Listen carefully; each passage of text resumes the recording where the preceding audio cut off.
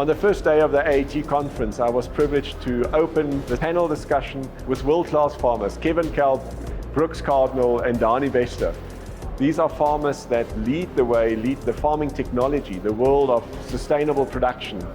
We had a good discussion today, and what was really standing out for me is our farmers in South Africa, we're actually on par if it comes to the availability and the usage of equipment in terms of technology, tractors, combines, planters.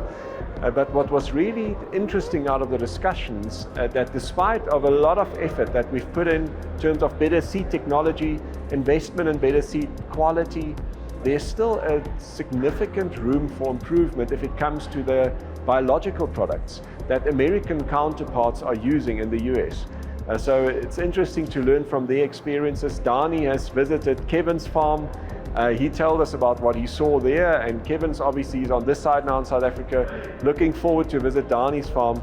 But I think from the discussion that we had this morning, encouraging to know that on the South African, in our context, technology-wise we have full access, but certainly some work that we can do on the biological side, seed treatment side, and obviously looking forward to some latest technology, especially in terms of soybeans with seed technology and seed quality.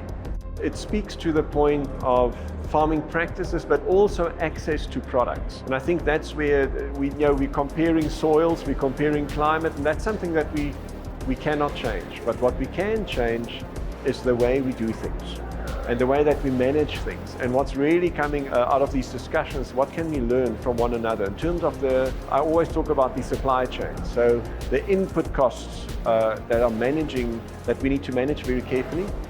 So on the input side, the upstream coming into the farmer, or the downstream actually going beyond the farm gate. Now, we didn't talk about that a lot in the session today, but certainly understanding which type of products, which type of technology do they have available in the US, and how are they applying it. And obviously we need to know that, because they are also a competitor in a certain sense, because if we need to compete in the world out there in an open market, and we need to produce more food, and we need to do it sustainably, as we are facing climatic challenges, but we're also facing a growing population.